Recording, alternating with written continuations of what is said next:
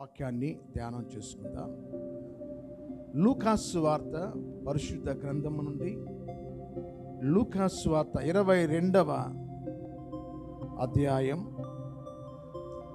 46వ వచనాన్ని చదువుకొని అందులో ఉన్న ఆత్మ సంబంధమైన విషయాలను నేర్చుకుందాం. మీరెందుకు నిద్రించుచున్నారు? శోధనలో ప్రవేశించకుండునట్లు లేచి ప్రార్థన చేయుడని వారితో చెప్పాను. ఇక్కడ ఆయన రూపము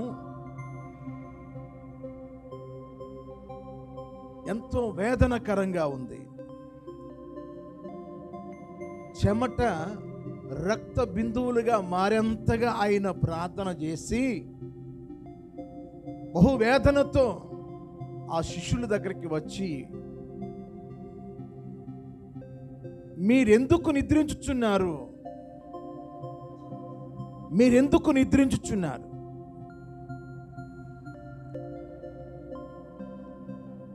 ఏం ప్రశ్న అండి అది? రాత్రి అది నిద్రించే సమయం. దేవుడు నిద్రను అనుగ్రహించాడు, నిద్రను ప్రసాదించి మీరు ఎందుకు నిద్రపోతున్నారు అంటే, ఇందులో ఆవేదన కనబడుతుంది. ప్రియులారా, దేవుని మాటలు దేవుని పిల్లలకే అర్థమవుతాయి, లోకస్తులకు ఎవరికి అర్థం కావు. ఏ ఉద్దేశంతో మీరెందుకు నిద్రించుచున్నారు అని అడిగాడో ఈరోజు మనము సావధానంగా నేర్చుకుందాం. ఆయన మాటలు ఎలా ఉంటాయో మీకు చెప్పమంటారా? అది అంజూరపు పండ్లు కాలం కాదు, కానీ ఆ చెట్టున అంజూరపు పండు లేదని శపించాడు. ఇదేమి న్యాయం అండి? అంజూరపు చెట్టు పంటకు పండే కాలం రాకపోయినా పండే కాలంలో పంట కనబడుతుంది, పండ్లు కనబడతాయి, అయినా దాన్ని శపించాడు. ఇవన్నీ ఆత్మీయ నేత్రాలతో చూస్తేనే అర్థమవుతాయి. ఆవగింజంతా విశ్వాసము ఉంటే ఈ కొండ సముద్రంలో పడిపోతుంది అని చెప్పాడు. ఏంటండి విశ్వాసానికి ఆవగింజకి ఏంటి పోలిక? ఇవి ఆత్మ సంబంధులు మాత్రమే నేర్చుకుంటారు ఈ విషయాలు, వారికి అర్థమవుతాయి. అలాంటి ప్రశ్న ఇక్కడ వేశాడు. నిద్రపోయే సమయంలో వారు నిద్రపోతున్నారు, మీరు ఎందుకు నిద్రపోతున్నారని ప్రశ్నించాడు. నిద్రపోయే సమయం నిద్రపోకూడదా? అయితే ఎందుకు ప్రభువు ఆ ప్రశ్న వేయవలసి వచ్చిందో మనం నేర్చుకోవాలి.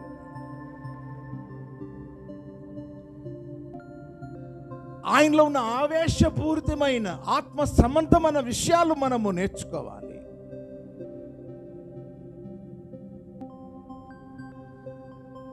ఈరోజు ప్రభువు నీ సేవకుని ద్వారా నా ఆత్మీయ జీవితాన్ని గురించి మాట్లాడు అని ఎవరైతే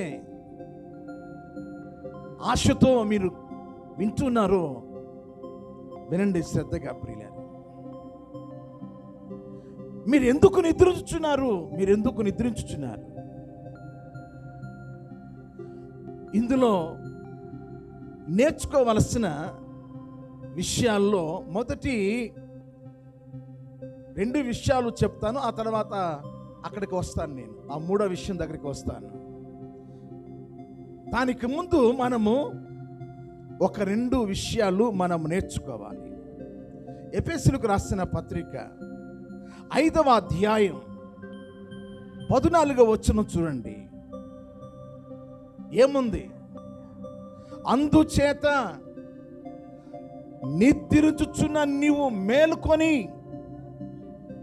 మృతులలో నుండి లెమ్ము.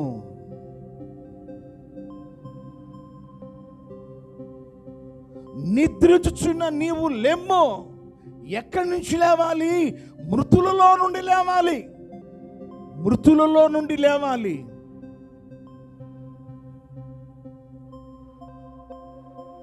మృతులలో నుండి నీవు లేవాలి. అందుకనే మీరెందుకు నిద్రిస్తున్నారు? ఏంటండి, నేనేమయ్యాను? బతికే ఉన్నాను కదా. మృతులలో నుండి లెమ్మని చెప్తున్నాడు ఏంటి? అవును, అవును. ఒకసారి కీర్తన గ్రంథంలోకి వెళ్ళి 13వ కీర్తన 4వ వాక్యాన్ని మీరు చదివితే, నేను మరణ నిద్ర నొందకుండాను, నేను మరణ నిద్ర నొందను. మరణ నిద్ర నొందను. మరణ నిద్ర అంటే ఏంటి? ఎఫెసీయులకు రాసిన పత్రికలో 2వ అధ్యాయం 1వ వచనంలో, మీ అపరాధముల చేతను పాపముల చేతను చచ్చిన వారై ఉండగా ఆయన మిమ్మును క్రీస్తు కూడా బ్రతికించాను. మీరు మీ అపరాధముల చేత పాపముల చేత మీరు మృతునంది ఉన్నారు, చచ్చిన వారుగా ఉంటున్నారు. అక్కడి నుంచి లేవాలి. ఆ మృతులలో నుండి లేవాలి. చేసిన పాపాలు చేసుకుంటూ, మాట్లాడకూడని మాటలు మాట్లాడుకుంటూ, చూడని దృశ్యాలు చూస్తూ, వినకూడని విషయాలు వింటూ కాలయాపన చేస్తున్న ప్రతివారు అపరాధముల చేత పాపముల చేత నీవు చచ్చావు. చచ్చిపోయిన మృతతుల్యమైన ఆ సమాధి నుండి నీవు లేవాలి. అది అందుచేత ఎందుచేత అపరాధముల చేత పాపముల చేత చచ్చిన ఆ మృతులలో నుండి నీవు లేవాలి. మీరెందుకు నిద్రిస్తున్నారు? పాపముతో పాపాలు చేసుకుంటూ ఎందుకు నిద్రిస్తున్నారు? ఆ నిద్రలో ప్రాణం పోతే, ఆ నిద్రలో నువ్వు చచ్చిపోతే, నరకానికి వెళ్ళిపోతే ఏమవుతుంది నీ పరిస్థితి? అందుకనే మీరెందుకు నిద్రిస్తున్నారు? ఒక హెచ్చరిక, ఒక దిద్దుబాటు, ఒక ఖండింపు, ఒక గద్దింపు. ఎందుకు నిద్రిస్తున్నారు? పాపముతో ఎందుకు నిద్రిస్తున్నారు? అపరాధములతో ఎందుకు నిద్రిస్తున్నారు? ఆ సమాధి నుండి, ఆ పాపపు సమాధి నుండి, ఆ మృత తుల్యమైన ఆ సమాధి నుండి నీవు లేవాలి. ఈ నా కుమారుడు చనిపోయి తిరిగి బతికాడు. ఈ నా కుమారుడు చనిపోయి తిరిగి లేచాడు. ఈరోజు ఎవరి తప్పులు వారు తెలుసుకుంటే అదే నిద్ర మత్తుల నుంచి లేవడం, అదే నిద్రలో నుంచి లేవడం. అది ప్రభువారి యొక్క ఉద్దేశం. అది ప్రభువారి యొక్క ఉద్దేశం. చాలా మంది నిద్రపోతా ఉన్నారు.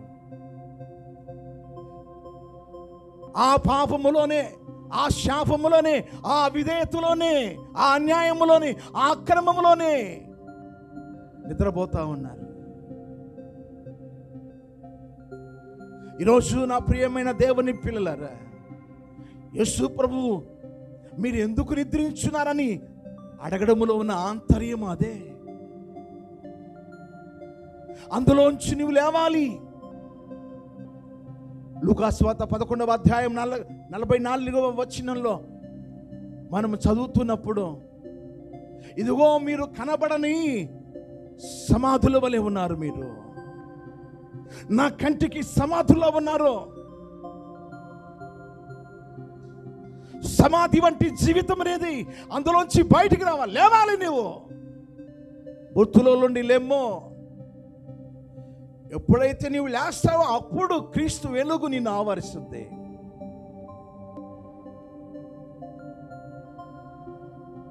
ఎవరు చెప్పినా అదుపులో లేకపోతా, ఎవరు ఎన్ని మాటలు చెప్పినా సరిచేయబడక,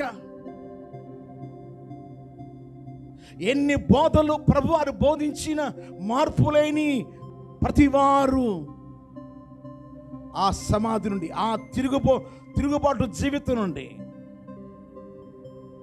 లేవాలి. ఈ నా కుమారుడు చనిపోయి తిరిగి బతికాడు, ఆ అనుభవంలోకి రావాలి. మీరెందుకు నిద్రిస్తున్నారు? ఎంతకాలం అన్యాయములో, అక్రమములో, పాపములో, శాపములో ఇంకెంతకాలం నిద్రిస్తారు? లేవండి. ప్రభు పిలిపిస్తున్నాడు, లేవండి. ఇకనైనా లేవండి. ఓ చక్కని మాట మీకు చూపిస్తాను. ప్రకటన గ్రంథం 3వ అధ్యాయం మొదటి 2 వచనాలు చూడండి. సార్దీసులో ఉన్న సంఘపు దూతకు ఇలాగు రాయము, 7 నక్షత్రములను దేవుని 7 ఆత్మల గలవాడును చెప్పు సంగతులు ఏమనగా, నీ క్రియలను నేను ఎరుగుదును. ఏమనగా, జీవించుచున్న అన్న పేరు నీకుంది, కానీ నీవు మృతుడవే. పేరుకు నీవు జీవిస్తున్నావు, కానీ నీవు మృతుడవే. కారణం, నీ క్రియలు నా దేవుని ఎదుట సంపూర్ణంగా లేవు. నీ క్రియలు సంపూర్ణంగా లేవు. మందిరానికి వస్తే ఒక ప్రవర్తన, ఇంటి దగ్గర ఒక ప్రవర్తన, ఇరుగు పొరుగు వారి దగ్గర ఒక ప్రవర్తన, రాజకీయవేత్తల దగ్గర ఒక ప్రవర్తన, భక్తుల దగ్గర ఒక ప్రవర్తన, అన్యులతో ఒక ప్రవర్తన. నీ సానుసారంగా జీవిస్తూ ఉన్నావు. నీ క్రియలు దేవుని ఎదుట సంపూర్ణంగా లేవు. అందుకనే అందులో నుంచి నీవు లేవాలి. నిద్రిస్తున్న నీవు లేవాలి. అందుకనే దావీదు మహారాజు ఏమన్నాడు, నేను మరణ నిద్ర నందును, నేను మరణ నిద్ర నందును. ఏమిటయ్యా ఈ మరణం? సంపూర్ణంగా కొంతవరకే మారావు, కొంతవరకే మార్పు చెందావు. పరిపూర్ణంగా నువ్వు మార్పు చెందలేదు, పూర్తిగా మారలేదు. పాటల వరకే పాడుతున్నావు, ప్రార్థనలు చేస్తున్నావు, భక్తి చేస్తున్నావు. పరిపూర్ణంగా నీ క్రియలు దేవుని సరిగా లేవు. పైకి భక్తిగా జీవిస్తున్నావు, దేవతలాగానే కనబడుతున్నావు, భక్తి పూర్వాలుగా కనబడుతున్నావు. నీ క్రియలు పరిపూర్ణముగా దేవుని ఎదుట సరిగా లేవు. ఎఫెసీయులకు రాసిన పత్రికలు మరొకసారి చూద్దాం. 5వ అధ్యాయం. ఎందుకు ఇందాక మనం చదివాం, నిద్రించున్న నీవు మృతులో నుండి లెమ్ము అని ఇందాక చదివాం మనం. ఆ సందర్భం ఏమిటో మీకు వివరిస్తాను. 11 నుండి 13 వచనాలు చదవండి. నిష్ఫలమైన అంధకార క్రియలలో పాలివాడై ఉండక వాటిని ఖండించు. ఎలయనగా అతి అంధకారపు క్రియలు చేసేవారు రహస్యమందు జరిగించు.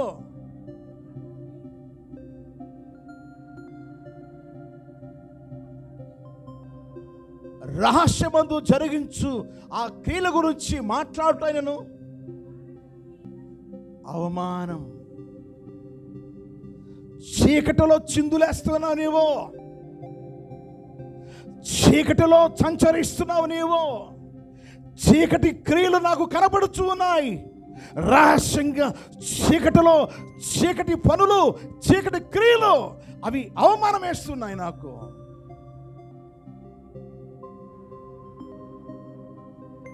ఈరోజు ప్రియ దేవుని బిడ్డలారా, నేను చాలా కాలం నుంచి మీ గ్రామాన్ని నేను గమనిస్తూ ఉంటే, నిద్రపోయేటప్పుడు లైట్లన్నీ ఎందుకు అరుపుకుంటున్నారు మీరు? నాకు ఇప్పటికీ అర్థం కాదు. మొత్తం లైట్ షార్ప్ ఏందో సీరియస్గా సిన్సియర్గా మొత్తం చీకట్లు ఉండిపోతారు. ఎందుకని? ఏంటి అర్థం ఏంటి? చీకట్లో పడతామని బాగా నిద్రపోవచ్చు అని దాని అర్థం. ఎందుకు లైట్లు అరుపుకుంటున్నారు? ఇంటి ముందు లైట్ ఉంటే అంత మంచిది కదా. ఎందుకు లైట్ వెలిగించుకొని ఆర్పుకుంటున్నారు? దేనికి? మీకు ఇష్టం కదా చీకటి అంటే. చీకటిలో పాపాలు చేసేవారు తిరుగుతూ ఉంటారు. నీవు వారికి అవకాశం ఇచ్చిన వాడు అవుతావు. నీ ఇంటి చుట్టూ వెలుతురు ఉండాలి, వెలుగులో నువ్వు కనబడాలి. అక్కడ ఉంది నిష్ఫలమైన అంధకారపు రహస్యమైన క్రియలు నేను చూసినప్పుడు అవి అవమానం వేస్తున్నాయి. అందుకనే నిద్రించుచున్న నీవు మృతులలో నుండి లే. ప్రియమైన దేవుని బిడ్డలారా, కథలు చెప్పుకునే కాలం కాదు ఇది. కథలు మనుషులు కల్పిస్తారు. యేసు ప్రభువు చెప్పింది ఉపమానాలు, జరిగిన విషయాలు ఉపమాన రీతిగా పోల్చి చెప్పాడు. మనుషులు కల్పించే కథలు చెప్పుకునే కాలయాపన చేసే కాలం కాదు ఇది. ఏం చేయాలి? వెలుగు చేత ఏం చేయాలి? ఖండించాలి. ఏం చేయాలి? ఆ చీకటి క్రియల్ని ఖండించాలి, ఛేదించాలి, గద్దించాలి. ఊరకనే ప్రార్థన కూడికి వచ్చి ప్రార్థన చేసుకుంటే ఉపయోగం ఏముంటుంది? పరిపూర్ణ అనుభవంలోకి రావాలి. నీవు దేవుని ఎదుట నీ క్రియలో ఏమి లేవు, సంపూర్ణంగా లేవు. సగం భక్తి చేస్తున్నావు నీవు. దేవుని దగ్గర సగము 3/4 హాఫ్ పనికిరావు. ఉంటే చల్లగా ఉండు, లేకపోతే వెచ్చగా ఉండు. చల్లగా ఉంటే నువ్వు పాపివి, చల్లారిపోయిన దానవు. నీవు వేడిగా ఉంటే పరిశుద్ధ అభిషేకం పొందుకున్న బిడ్డవు నీవు. అలా కాకుండా కొంతసేపు పాపములో, కొంతసేపు పరిశుద్ధాత్మలో డబల్ యాక్షన్, ఓసరవిలిలాగా నటిస్తే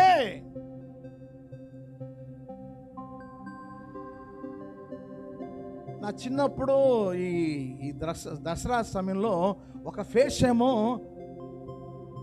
స్త్రీ వేషం వేస్తాడు, ఒక వేషం ఏమో పురుషుడి వేషం వేసుకొని రోడ్ల మీద తిరుగుతుంటే నేను భలే చూసేవాడిని. ఏంట్రా, ఒక పక్కంతా కూడా ఎట్లా కనబడతాడు? పురుషుడికి కనబడతాడు. ఒక పక్కంతా ఏంటి ఎట్లా మారిపోతున్నాడని చిన్నాడు కదా, నాకు అర్థమయ్యేది కాదు. నాకు డబల్ యాక్షన్, మన వాళ్ళు డబల్ యాక్షన్ బాగా నేర్చుకున్నారు. ఎక్కడ ఏ యాక్షన్ వేయాలో ఆ యాక్షన్. ఓసర వెళ్ళి ఏ స్థలానికి వెళ్తే ఆ స్థలము రంగులోకి అది వెళ్ళిపోద్ది. తెలుసా మీకు? మా నెల్లూరు ప్రాంతంలో ఓసర విల్లులు చాలా ఉంటాయి, ఇక్కడ లేవు. చూశారా మీరు? ఇక్కడ నాకు కనపడలేదు ఇప్పటికి. మరి మీరు చూశారని చెప్తున్నారు. మా నెల్లూరు ప్రాంతంలో ఓసర విల్లులు చాలా ఉంటాయి. అది ఎక్కడికి వెళ్తే అక్కడ దాన్ని రంగు మార్చుకుంటుంది. అది ఎక్కడికి వెళ్తే అక్కడ ఉన్న రంగును మార్చుకుంటుంది. మరి నీ సంగతి ఏంటి?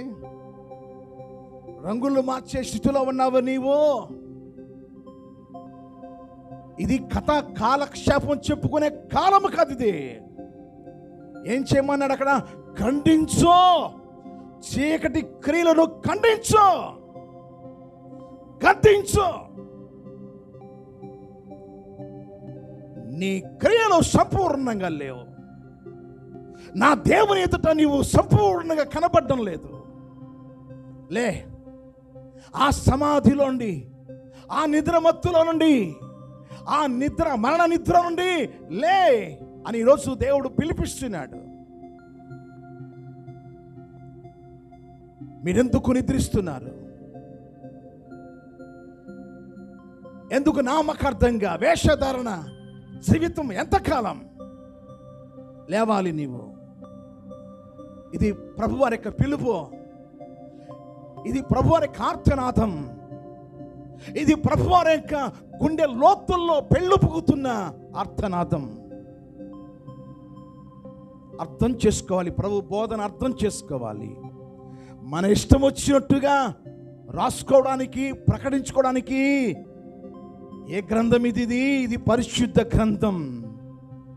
పరిశుద్ధ గ్రంథం పట్టుకున్నా, పరిశుద్ధ గ్రంథాన్ని చదివినా, ధ్యానం చేసినా, ఉపన్యాసం చేసినా పరిశుద్ధంగా మారిపోవాలి, పరిశుద్ధులలోకి చేరిపోవాలి. ఆ మొదటి విషయం దగ్గరే ఉన్నాను నేను ఇప్పుడు. ఆదికాండం 2వ అధ్యాయం 17వ వచనంలో దేవాతి దేవుడు చెప్పాడు, ఈ పండు తిను దినమన నువ్వు చచ్చిపోతావు. తిన్నారు కదండి, చచ్చిపోలేదే. పండు తిన్నారు కదా, చచ్చిపోలేదు. కానీ మరణ నిద్రలో ఉన్నారు వాళ్ళు. చచ్చిపోలేదు, మరణకరమైన నిద్రలో వారు నిద్రిస్తున్నారు. అందుకోసమే దేవుని ఆజ్ఞను వ్యతిరేకించే ప్రతి వారు మరణ నిద్రలో ఉన్నారు.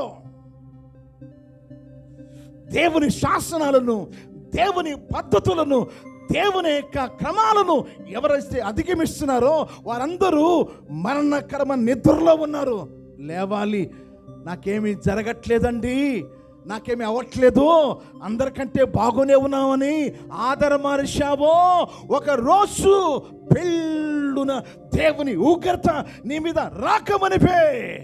లేవాలి, త్వరపడాలి, లేవాలి. మీరెందుకు నిద్రిస్తున్నారో, ఎక్కడ నిద్రిస్తున్నావో, ఏ పరిస్థితిలో ఉన్నావో ప్రభు సూటిగా మాట్లాడుచు ఉన్నాడు. యోహాను సువార్త 8వ అధ్యాయం 44వ వచనంలో ఆ పండు తినడానికి, తినకూడని పండు తినడానికి కారణము ఎవరు? సర్పవేషంలో ఉన్న అపవాది. ఇప్పుడు అపవాది గురించి మాట్లాడుచున్నాడు యేసు ప్రభు. ఏమని మాట్లాడుచున్నాడు? మీరు మీ తండ్రి యగు అపవాది సంబంధంలో మీరు మీ తండ్రి యొక్క దురాశలను మీరు నెరవేరుస్తున్నారు. ఆది నుండి వాడు నరహంతకుడై ఉండి సత్యమందు నిలిచిన వాడు కాడో, వానిందు సత్యమే లేదు. వాడు అబద్ధమాడునప్పుడు తన స్వభావమును అనుసరించి మాట్లాడను. వాడు అబద్ధికుడు. అబద్ధాన్ని మాట్లాడే వారందరికీ వాడు తండ్రి. ప్రియులారా, అబద్ధము చెప్పి వారిని చంపేసిన అంతకుడు.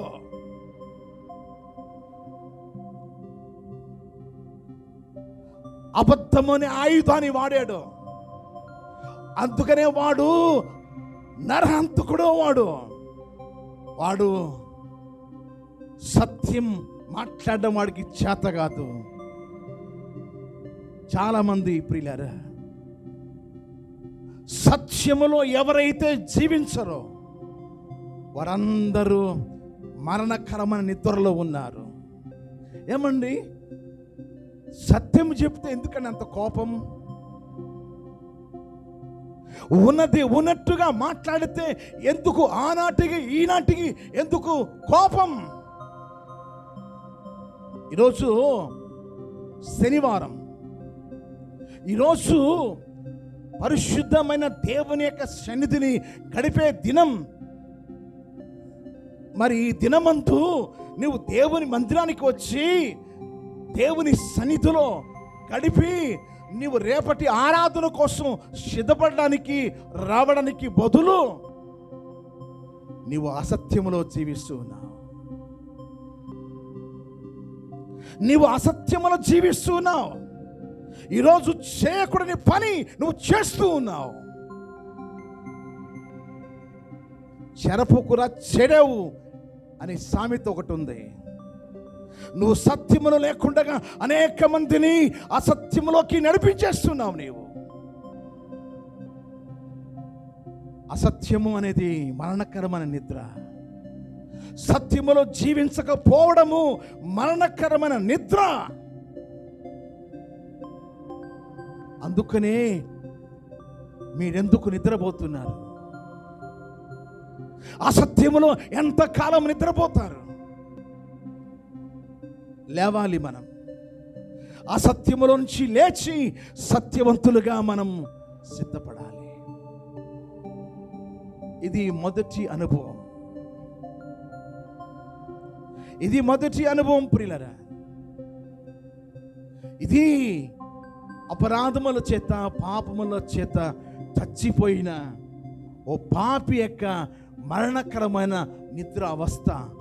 అందులోంచి ప్రభువు దగ్గరికి వచ్చి, ప్రభువా నన్ను క్షమించు, ఆ నిద్రలో నుండి ప్రభువా నాకు పరిపూర్ణ పురికొల్పు నాకు దయచేయి. మరణకరమైన నిద్ర మత్తు ఏదైనా తోటలో చల్లాడు వాడు. అందుకని ఎప్పుడు కొంతమంది మనుషులు మత్తుగా ఉంటారు. ఎన్ని సత్యాలు చెప్పినా వారికి గుచ్చుకో, మార్పు రాదు.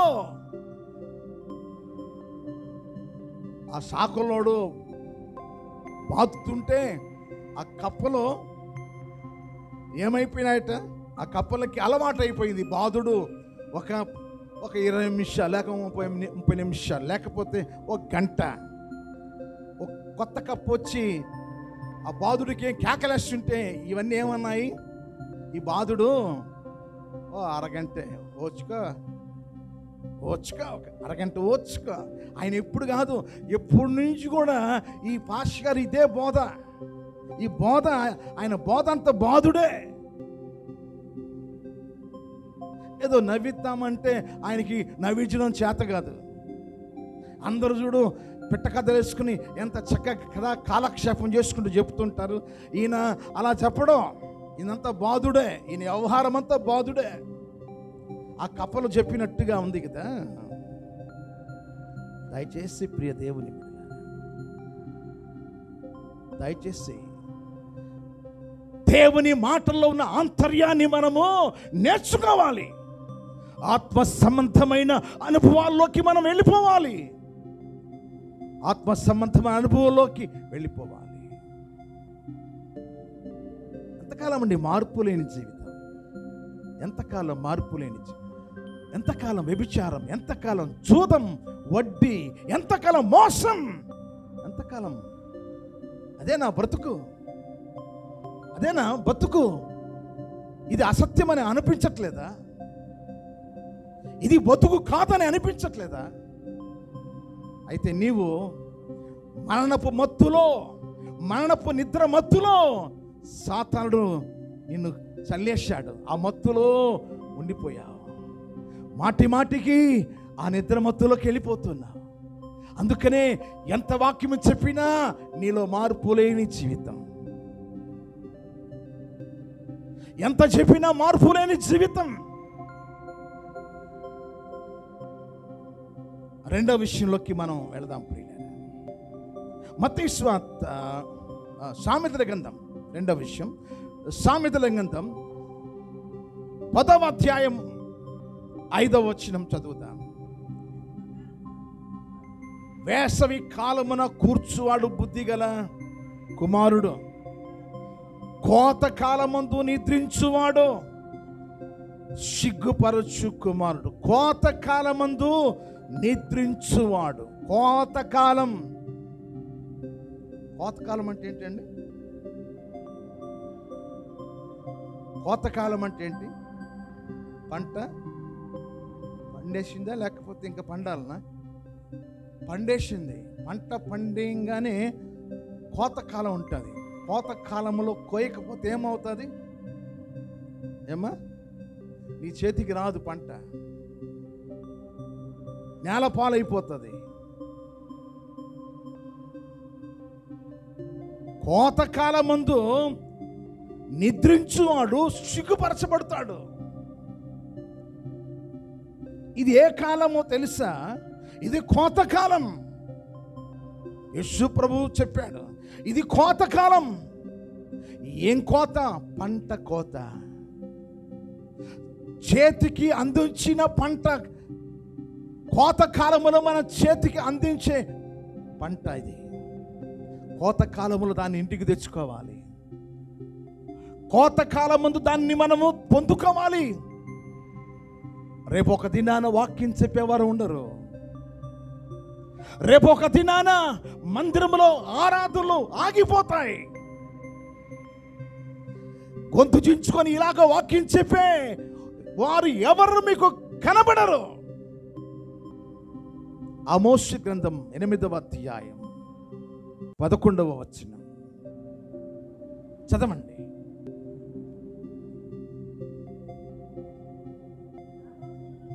రాబో దినాలలో దేశంలో ఒక కరువు పుట్టించబోతున్నా. అది ఆహారము పానీయము కాదు. చదవమ్మా, చెప్పు.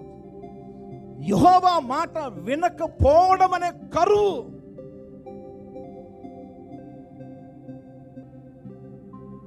అది ఏంది? క్షామం అంటే ఏంది? మరి నేను తెలుగులో మాట్లాడుతున్నా, క్షామం కొట్టుకున్నారు. క్షామం అంటే కరువు. ఏంటి కరువు అంటే దేవుని మాట వినకపోవడం అనే ఒక కరువు రాబోతుంది. ఒక దినం ఈ మైకులు ఆగిపోతాయి. ఒక దినం దేవుని వాక్యము ప్రకటించేవారు ఎవరు ఉండరు. దేవుని పరిశుద్ధ గ్రంథాలు కూడా ఉండవు. ఆ కాలం రాబోతుంది. రేపు చదువుకోవచ్చులే బైబిల్, మారు మనస్సు పొందొచ్చులే, బాప్టిసం పొందొచ్చులే. పుట్టుమని చచ్చావనుకో ఎక్కడికి వెళ్తావు తెలుసా? బాప్టిసం లేకుండా నువ్వు చచ్చిపోతే స్ట్రైట్గా నరకంలోకి వచ్చి పడిపోతావు. కోతకాలం ముందు నిద్రించేవాడు వాడికి సిగ్గుపడే ఒక దినం రాబోతుంది.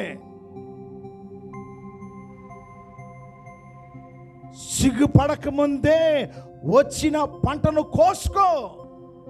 దేవుడిచ్చిన సమయాన్ని సద్వినియోగం చేసుకో.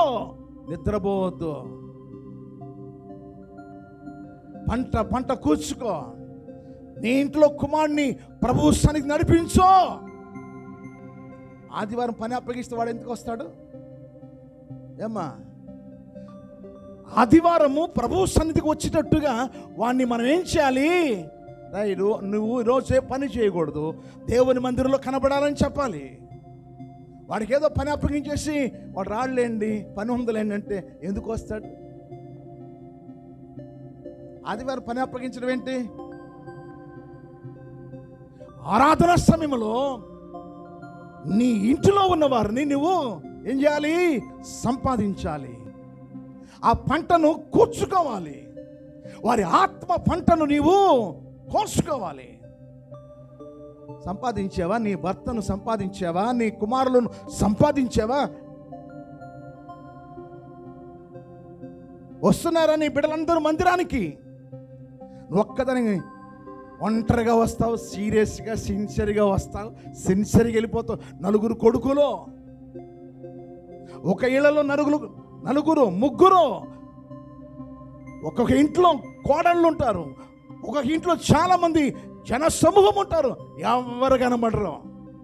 ఈ ఒక్క ఆమె ఆ వస్తుంది ఈయన చెప్తే కదా, ఈయన దగ్గర అంత ఆ భక్తి జీవితం ఉంటే కదా వాళ్ళు మారడానికి, నేర్పించే జీవితం ఉంటే కదా వాళ్ళు నేర్చుకోవడానికి. కోత కోసేవాడు కోతకాలం ముందు కోయకపోతే, అంటే నిద్రిస్తే ఏమవుతా పంట నేల పాలైపోతుంది.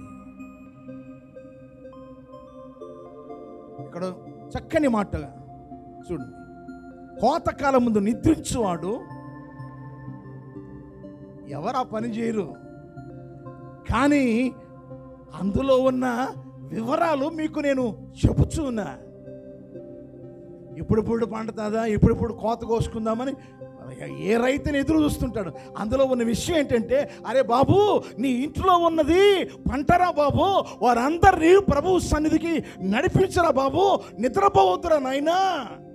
నీ పెద్దోడు చిన్నోడు, నీ కూతురు పెద్ద కూతురు, చిన్న కూతురు, పెద్ద కోడలు చిన్న కోడలు, చిన్నాలుడు పెద్దలుడు అందరూ పదండి, అది దాని అర్థం.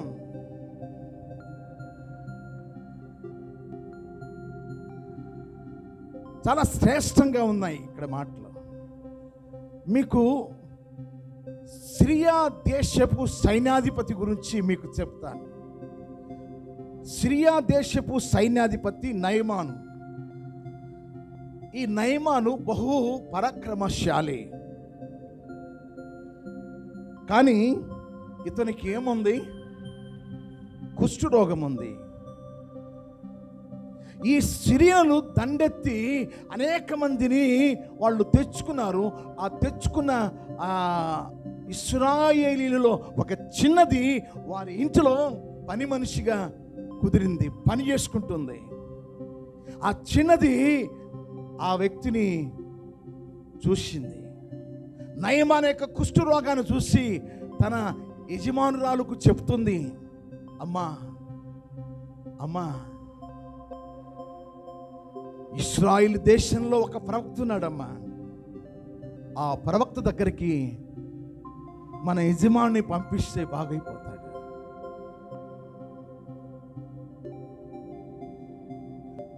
అక్కడికి పంపిస్తే బాగైపోతాడు.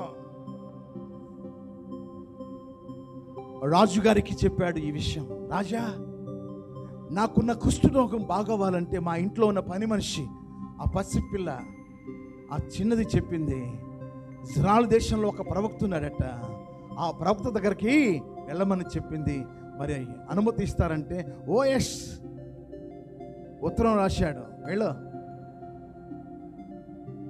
ఉత్తరం రాశాడు రాజు గారికి. ఆ ఇశ్రాయేలు రాజు దాన్ని అపార్థం చేసుకొని ఏమేమో చేశాడు, బట్టలు చెప్పేసుకున్నాడు. అప్పుడు ప్రవక్త చెప్పాడు, ఎందుకని నువ్వు బట్టలు గించుకోవడం, ఎందుకు బట్టలు గీచుకుంటున్నావు? మొత్తం మీద ప్రవక్త అయిన ఎలీషా ఇంటి ముందు రథం ఆగింది. ఎలీషా ఇంటి ముందు రథము ఆగింది. పరిగెత్తుకుంటూ ఆ దాసుడు వెళ్ళి చెప్పి, అయ్యా ఎవరు మన ఇంటి ముందు రథం ఆపారు? ఆ రథం దగ్గర నుంచి కొంతమంది వచ్చి ఆ గెహాజుకి చెప్పారు, మా యజమానుడు కుష్ఠరోగంతో బాధపడుతుంటే ఒక చిన్నది చెప్పింది, మీ దగ్గరకు వస్తే బాగైపోద్దని చెప్పింది ఆ చిన్నది, అందుకు వచ్చాము. గెహాజీ, నా దగ్గరికి ఆ వ్యక్తి రానవసరం లేదు. యోర్దాను నదిలో 7 సార్లు ఏమా స్నానం చేయండి, 7 సార్లు చేయండి, 7 సార్లు స్నానం. ఎన్నో నదులు ఉన్నాయి, నేను స్నానం చేయడానికి ఆ నదిలో నేనేంటి అని కోపగించుకుని వెళ్ళిపోయాడు. రౌద్రుడై కోపంతో వెళ్ళిపోయాడు. బాప్తిస్మం అవసరం అంటావా? పరలోకానికి వెళ్ళాలంటే బాప్తిస్మే కావాలా? అరే బాప్తిస్మం లేకపోతే పరలోకానికి వెళ్ళవని యేసు ప్రభువు చెప్పాడు. నమ్మి బాప్తిసం పొందినవాడు రక్షణ పొందును, నమ్మని వానికి శిక్ష అని ఉంది. నేను పొందమంటావా? నీళ్ళలో మునగమంటావా? నీళ్ళలో మునిగితేనే పాపాలు పోతాయి. అరే, నీళ్ళలో మునిగితేనే పోతాయిరా బాబు. ఎందుకని? ఆజ్ఞ, దేవుని ఆజ్ఞ. ఒకడు నీటి మూలముగాను ఆత్మ మూలముగాను జన్మించితేనే రాజ్యంలోనికి ప్రవేశిస్తాడు. క్రీస్తునందు నా ప్రియమైన దేవుని బిడ్డలారా, ఒక దాసుడు అన్నాడు, అయ్యా ఆయన ఏమన్నా పెద్ద పని ఏమన్నా అప్పగించాడా నీకు? ఏం లేదు కదా. ఏదో నీ విలువైన వస్తువులు ఏమన్నా తెమ్మంటే నువ్వు తీసుకెళ్ళేవాడివి కదా. ఏదో ఒక పని చేయమంటే చేసేవాడు. ఆయన ఏమన్నాడు? మునిగి లేవమన్నాడు. మునిగి లేద్దాము, స్నానం చేద్దాం, ఏముంది అంటే, నిజమేరా నేనేదో ఆపేషన్తో కోపంతో వచ్చేసాను, నేను వెళ్దాం పదా అని మళ్ళీ వెళ్ళాడు. వెళ్ళి 7 మార్లు నదిలో స్నానం చేసి లేచాడు. దేవునికి మహిమ కలుగు. ఏమైంది? అద్భుతం జరిగింది. పసిబిడ్డవాని వలె తన చర్మము మారిపోయింది. దేవునికి మహిమ కలుగునుగాక. ఈరోజు బాప్తిస్మము, పునర్జన్మ అనబడిన స్నానం, దేవుని వాక్యము ద్వారా నువ్వు స్నానం, బాప్తిస్మమును తీసుకోవాలి. నరుని హృదయం, మానవుని హృదయం మోసకరమైనది, అది బహు ఘోరమైన వ్యాధి గలది. ఆ వ్యాధికి చికిత్స,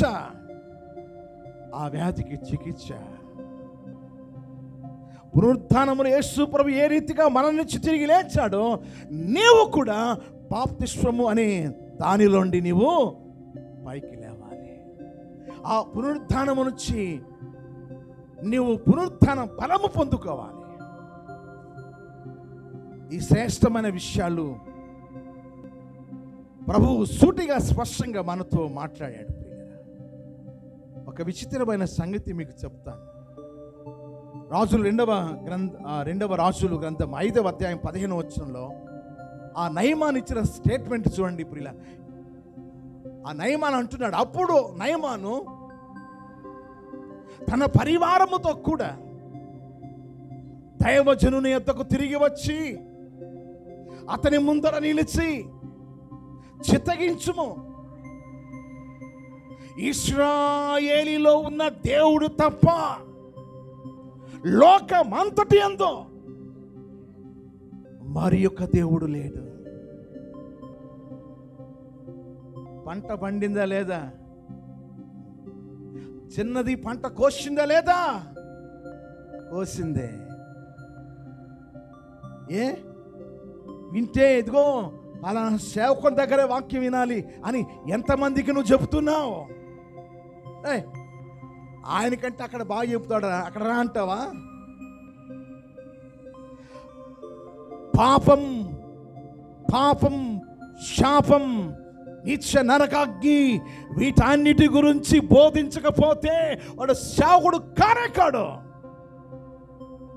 పాపాల గురించి, శాపాల గురించి, నిత్య నరకాగ్ని తప్పించే యేసు ప్రభు నీ కోసమే మన నుంచి తిరిగి లేచాడని చెప్పకపోతే అతడు సేవకుడు కానే కాదు. ఆ బోధల దగ్గర మనం వెళ్ళకూడదు, ఆ బోధకు దగ్గర కూర్చోకూడదు. రోషము కలిగిన దైవజనుడు పాపాలపై బోధిస్తాడు, శాపాలపై బోధిస్తాడు, నిత్య నరకాగ్ని గురించి తప్పించే బోధలు చేస్తాడు. అతడు రియల్ స్పీకర్. కథా కాలక్షేపం కాదు, నవ్వించే బోధలు కాదు మనకు కావాల్సిందే. అడ్రస్ ఇచ్చింది, చిరునామా ఇచ్చింది. నీ పాపపు రోగం, నీ శాపపు రోగం పోవాలంటే ఎలీషా అంటే ఎవరో తెలుసా? ఎలీషా అన్న మాటకు అర్థం రక్షకుడు. అంటే సాక్షాత్తు యేసు నామములో, యేసు ప్రభువు యొక్క నామములో నీవు స్నానం చేయాలి. అప్పుడే నీలోన ఘోరమైన పాపపు రోగము నుండి స్వస్థత.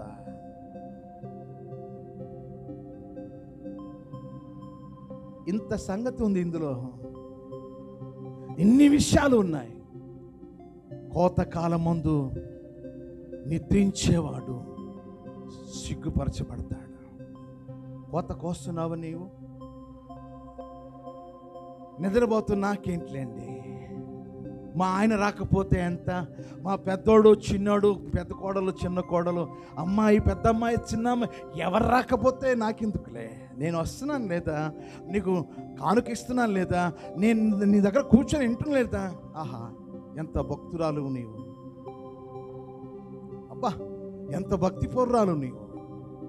వాళ్ళు ఎవరు రాకపోయినా చాలు, నువ్వు ఒక్కదానే కనబడితే చాలు నాకంతే, నాకు పండగే పండగ కదండి. 20 సంవత్సరాలు వస్తున్నావు, ఇంట్లో మీ ఆయన రక్షించకపోతే నువ్వేమి విశ్వాసివి నీవు? 20 సంవత్సరాల నుంచి నువ్వు మందిరానికి వస్తున్నావు, నీ ఇంట్లో పెద్దోడిని చిన్నోడిని ఇంట్లో ఉన్న వారిని దేవుని సన్నిధికి నువ్వు తీసుకురాకపోతే నువ్వు ఏమి విశ్వాసివి నీవు?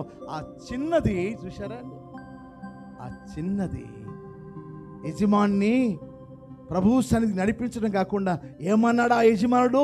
ఇశ్రాయేలులో ఉన్న దేవుడే లోకమంతటికి దేవుడు. ఆత్మకు ఎవరు?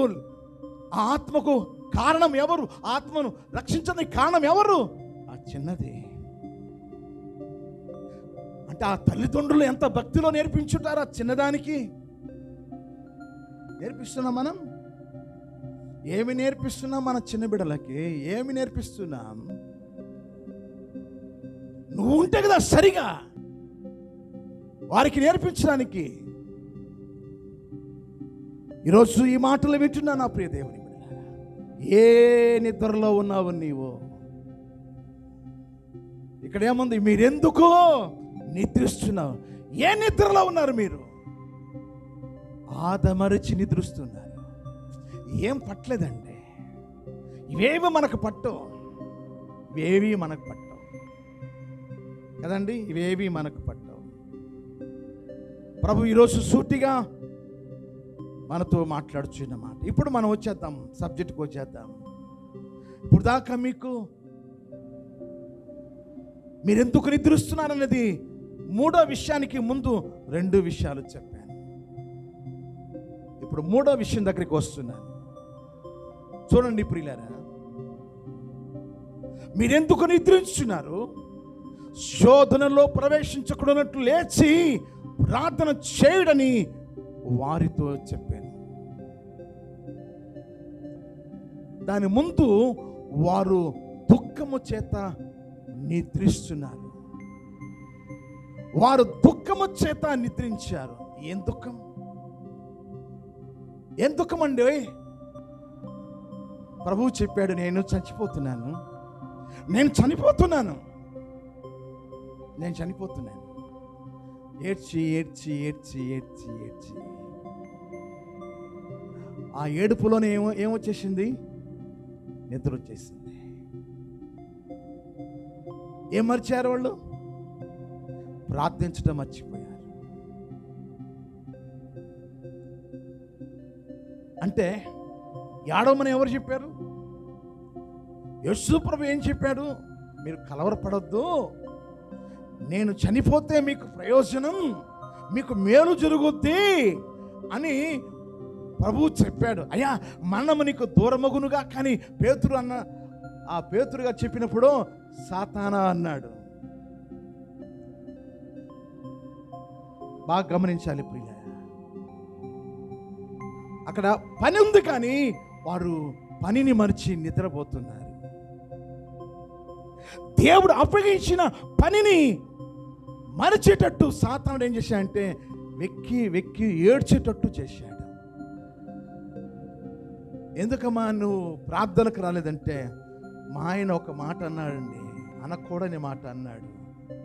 ఏడ్చి ఏడ్చి ఏడ్చి ఏడ్చి ఏడ్చి అలా నిద్రపోయానండి. ఏం మర్చావు నీవు? మందిరాన్ని మార్చేసావు. సాతానుగాడు తంత్రము అది. వాడు ఏడిపిస్తాడు. ఎందుకు ఏడిపిస్తాడో తెలుసా? దేవుని పనిని మానుకోవడానికి. చూడండి, సరిగ్గా దేవుని పని నువ్వు ఎప్పుడైతే మనసు పెడతావో దేవుని పని మీద, అప్పుడే ఏదో ఒకటి శోధన వస్తుంది, ఏదో ఒకటి కష్టం వస్తుంది. ఇక ఏడవడము, కలవరపాటు ఇవన్నీ వచ్చి దేవుని పనిని నువ్వు మర్చిపోతావు. వాడు ఏడిపిస్తాడు. వాడు సాతానుగాడు చక్కగా మన కాపురము చక్కగా నడుస్తూ ఉంటే వాడు ఎందుకు ఏడిపిస్తాడో తెలుసా? ఎప్పుడైతే నీవు భక్తి చేయడానికి ప్రారంభించావో, ఎప్పుడైతే ప్రార్థన జీవితాన్ని ప్రారంభించావో, అప్పుడే నీకు స్టార్ట్ అవుతుంది శ్రమలు, బాధలు స్టార్ట్ అయ్యి నువ్వు ఏడ్చి ఏడ్చి ఏడ్చి ఏడ్చి ఏమైపోతావంటే దేవునికి దూరం అయిపోతావు. సాతానుగాడు ఏడిపించిన అందుకోసమే వీరు దుఃఖపడి ఏమైపోయారు? వీళ్ళు దుఃఖము చేత వారు నిద్రిస్తున్నారు. ఎవరయ్యా దుఃఖం పెట్టింది అంటే దుఃఖింపజేసింది సాతానుడు.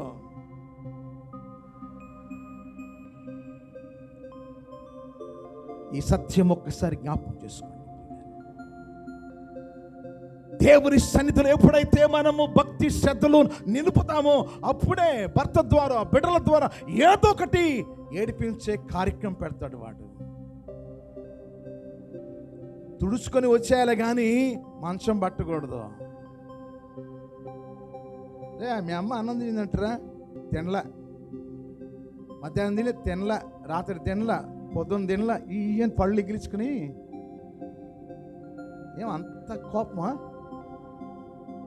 మరి అంతే, మరి అనకుండా మాట అంటే అంతే. మరి అది సాతానుగాడు ఏం చేశాడు? నిన్ను పళ్ళు ఇగిలిచ్చేటట్టు అని భోజనం మానేసి అని, ఆదివారం వద్దా, శనివారం వద్దు, ఎందుకన్నాడు ఆ మాట, ఎందుకనాలి అని నేనేం చేసిందంటే మంచం పట్టేసి. అదేందో కానీ శనివారాలు ఆదివారాలే చేస్తాడు ఈ పనులు వాడు. శనివారమే పెడతాడు ఈ చిచ్చు. ఇది నువ్వు గుర్తెరగాలి. అందుకనే ఈ నిద్రలోంచి మీరు మేలుకోవాలి. ఈ ఉచ్చులో, ఈ యొక్క ఆలోచనలో వాడు వేసిన ఈ పన్నాగము నుంచి నీవు మేల్కోవాలి.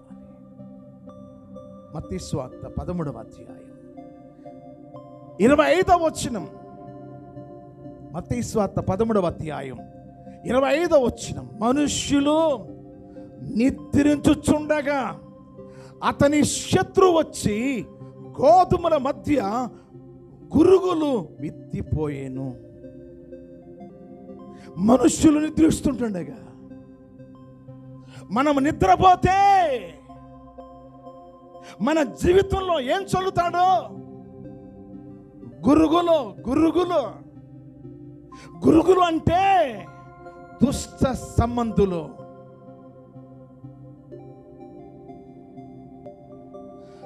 నీవు చల్లారిపోతున్నావు, భక్తిలో చల్లారిపోతున్నావు, నీ జీవితంలో ఎక్కువ నిద్ర కనబడుతుందంటే దుష్టులు నీలోకి వచ్చి గురుగుల్లాగా వాడు చల్లేశాడు. నీలో అంత దుష్ట ఆలోచనలు, దుష్ట తలంపులు, ఆ దుష్టుని గురించిన అవే కనబడతా ఉంటాయి. ఆ దుష్టుని ఆలోచనలు, ఆ దుష్టుని యోచనలో నీకు కనబడుతుంటాయి. వాడు ఏం చేశాడు? విషం చల్లేశాడు. అందుకని ఉపవాసం ఉందన్న ఆ ఆలోచన నీకు రాదు. ఉపవాసంలో ఉండి ప్రార్థన చేయాలన్న ఆలోచన నీకు ఉండదు. ఎంత చక్కని మాట, ఎంత చక్కని మాట. మనుషులు నిద్రించుండగా అతని శత్రువు, అతడు అంటే యేసు ప్రభు యొక్క శత్రువు, మన శత్రువు, అపవాది, విరోధి, వాడు వచ్చి గోధుమల మధ్య, గోధుమలు అంటే దేవుని రాజ్య సంబంధులు, దేవుని రాజ్య సంబంధమైన ఆత్మీయ జీవితంలో మనం జీవిస్తున్నప్పుడు వాడు ఏం చేస్తాడంటే నిద్రపోయేటట్టుగా, ఆ నిద్రపోయే సమయంలో కొద్దిగా మేలుకొని, అందులో నుంచి మేలుకొని మోకాళ్ళు వేసి ప్రార్థనలో గడిపితే ఎంత బాగుంటుంది. వేకున లేచి మోకాళ్ళు వేసి ప్రార్థన చేస్తే ఎంత బాగుంటుంది. ఎక్కువ కాలం నేను వేకువజామున మోకాళ్ళ అనుభవం ఈ స్థితికి నన్ను తీసుకొచ్చింది.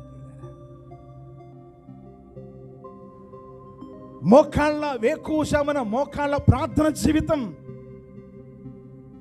నన్ను ఈ స్థితిలో పెట్టింది. ఈరోజు అనేక మంది పొలము అనగా లోకంలో మనం జీవిస్తున్నప్పుడు వాడు గురుకులు అనబడే దుష్ట సంబంధులను మనకు జత చేస్తాడు. కూడని స్నేహాలు, చేయకూడని సంబంధాలు వాడు మనకు అంటుగడతాడు. ఓ మేలుకోవాలి. ఎందుకన్నట్టు మీరు ఏమనుకుంటున్నారు? మీరు వాళ్ళు నిద్ర వస్తుంది, నిద్రపోవడం కాదు, వారికి దుఃఖాన్ని సాతానుడు పుట్టించి, కలవరాన్ని పుట్టించి, వాళ్ళు ఏడ్చి అయ్యో మా బోధకుడు చనిపోతున్నాడే, అరే మీరు కలవరపడవద్దు, నేను చనిపోతాను, 3వ దినం లేస్తాను, మీరు నా విషయమై నా కోసము ఒక గడియసేపు మీరు మేల్కొని మీరు సిద్ధంగా ఉండండి అని వారికి దేవుడు పని అప్పగిస్తే వాళ్ళు నిద్రపోతున్నారు. ఆ నిద్రకి కారణము సాతానుడు వారిని దుఃఖింపజేసి వారి హృదయాన్ని కలవరపెట్టి గాఢ నిద్రలోకి వారిని నెట్టేశాడు. చలికాలం కదండి, భలే ఉంటుంది నిద్ర, కమ్మగా ఉంటుంది. ఉదయాన్ని లేవలేకపోతున్నామండి. ఎంత బాగుంటుందండి, అచ్చగా బాగుంటుంది. చలికాలం అంటే భలే ఇష్టం అండి నాకు. చలికాలం భలే ఇష్టం, బాగా నిద్ర. ఎండాకాలం అండి అసలు నిద్రపడి చెమట్లండి. ఆహా, తమాషాగా ఉన్నాయి నీ మాటలు, చాలా తమాషాగా ఉన్నాయి.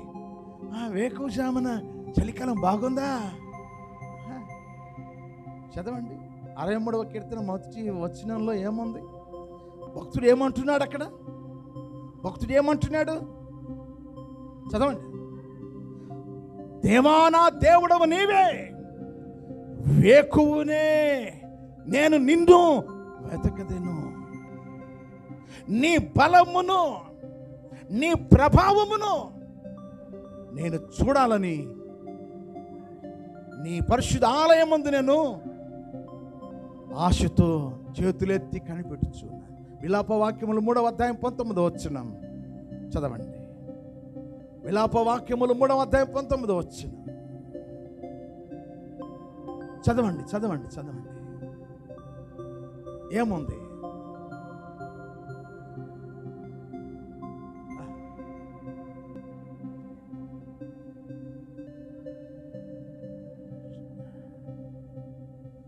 మీ యొక్క పిల్లల విషయమై ప్రభువు చెప్పాడు. ఏమని చెప్పాడు? ఎన్నో వాక్యం అది అమ్మ, 3వ అధ్యాయం కాదు, 2వ అధ్యాయం 19వ వచనం. నీవు రేయి మొదటి జామున లేచి మొర్రపెట్టు, నీళ్లు కుమ్మరించినట్లు. అమ్మ, రేయి ఎప్పుడు స్టార్ట్ అవుతుంది?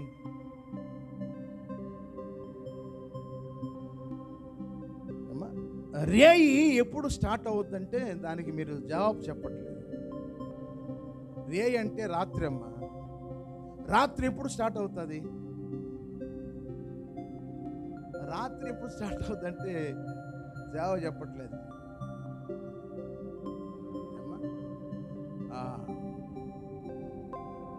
7 నుండి స్టార్ట్ అవుతుంది. అంటే మసక చీకటి 6 నుండి స్టార్ట్ అవుతుంది. 7 నుండి ఇక చీకటి కమ్ముకుంటుంది. రాత్రి 7 నుండి స్టార్ట్ అవుతుంది. ఇక్కడ రేయి మొదటి జాము అంటే మనకు రోజు 12 గంటలకి ఒకరోజు మన ఇండియా, ఇజ్రాయెల్ కంట్రీలో మనం లేము. ఇజ్రాయెల్ కంట్రీలో లేము. మనం ఉండేది ఇండియా టైమింగ్స్నే పాటించాలి, ఇండియా నెలలనే పాటించాలి. ఆ నెలలో ఈ నెలను బట్టి ఏవో గందరగోళమైన బోధలు చేస్తున్నారు. 12 గంటల నుండి అర్ధరాత్రి 12 గంటల నుండి రోజు స్టార్ట్ అవుతుంది. కాబట్టి రేయిలో మన మొదటి రేయి ఇప్పుడు చెప్పాలి 12 నుండి 3 గంటలకి నువ్వు లేవాలి. అంటే నీకు ఆ తృష్ణ ఉండాలి. అంటే ఆ సమయము అందరూ గాఢ నిద్రలో ఉంటారు, కానీ నువ్వు లేచి నీ భర్త ఆత్మరక్షణ కోసం, నీ పిల్లల ఆత్మరక్షణ కోసం ఆ సమయంలో 12 గంటల నుండి 3 గంటలకు నీవు లేవాలని విలాప వాక్యములో చెప్తుంది. అప్పుడు మీ పసి పిల్లల ప్రాణము కొరకు, వారి రక్షణ కోసం, బిడ్డల రక్షణ కోసం అప్పుడు లేవాలి నీవు.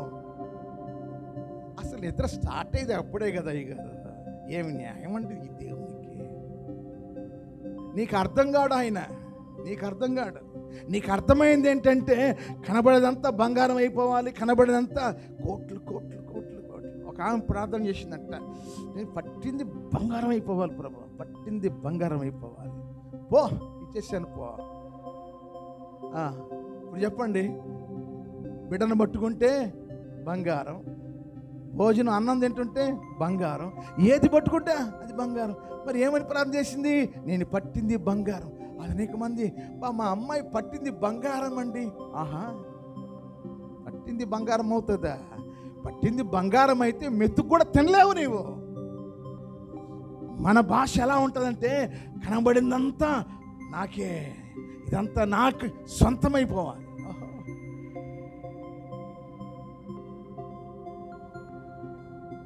నీవు లేవాల్సింది మొదటి జామున వేకున లేచి. రాజుగారు ఏమంటున్నారు? అయ్యా, నీ బలమును, నీ ప్రభావమును చూడాలని ఆ మందిరం వైపే నేను చేతులెత్తి నేను స్తుతిస్తూ ఉన్నాను.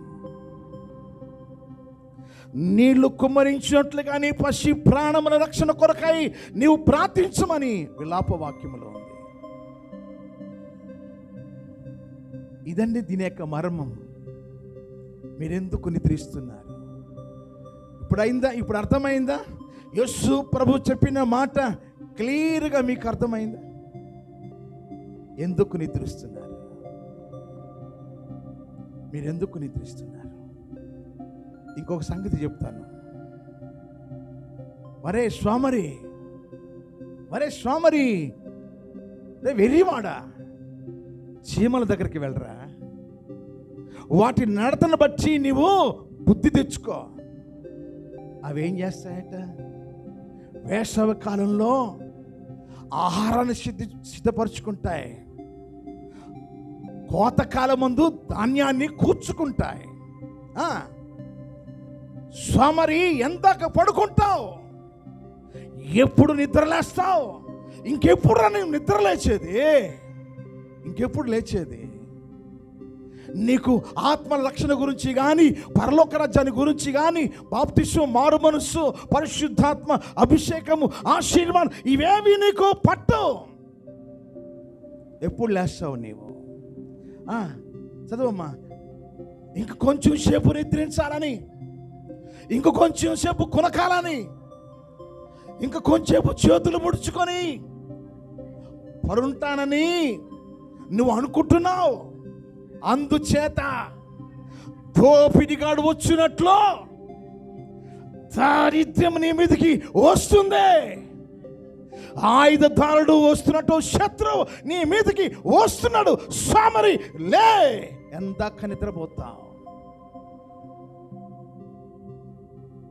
కాకమ్మ కథలు ఎంతకాలం? మోసపు జీవితం ఇంకెంతకాలం? మీరెందుకు నిద్రిస్తున్నారు? అర్థమైందా? అందుకనే ఆత్మీయ దారిద్ర్యం. అక్కడ లవోదిక సంఘాన్ని చూసి ఏమన్నాడు? నీవు దరిద్రుడువును, నువ్వు దిగంబరివి. నా కళ్ళకి ఎలా కనబడుతుందో తెలుసా? నీవు దరిద్రుడు, నువ్వు దిగంబరివి. ప్రియ దేవుని బిడ్డ, ఎంతకాలం ఈ నిద్ర? ఎంతకాలం? అందులోంచి నువ్వు లేవాలి. అసత్యము నుండి, ఆ పాపం నుండి, ఆ శాపం నుండి, నిష్ఫలమైన అంధకారపు ఆ క్రియల నుండి ఆ ఆత్మీయ దరిద్రమును లేచి, ఏంటి ప్రభా వయసు అయిపోతా ఉంది, పిల్లవాడిని అనుకున్నాను, పెళ్ళైపోయింది, తీరా చూస్తే వయసు మీద పడిపోతుంది. ఏశావు మారు మనసు పొంది రక్షణ పొందుదామని అనుకునే లేపు పొంద అవకాశం లేకపోయాను. ఈరోజు పిలుపు ఇస్తున్నాడు. ఎందుకు మీరు నిద్రపోతున్నారు? ఎందులో నిద్రపోతున్నారో ప్రభు సూటిగా చెప్పాడు. అందులోంచి లేవాలి నీవు. దేవా నిజమే, ఆత్మల సంపాదన గురించి నాకు ఆలోచన ఆ చిన్నదానికి ఉన్నట్టు ఆ యొక్క సమరయ స్త్రీ ఊరిని కదిలించింది. ఎవరిని కదిలిస్తున్నాం మనం? మనలో నిజముగా మంట ఉంటే, మనలో నిజముగా ఆ సత్యపు జీవితం మనలో ఉంటే సంఘములో మనము ఉజ్జీవాన్ని కలిగిస్తాం. ఆలోచనలోకి మనం రాలేకపోతాం.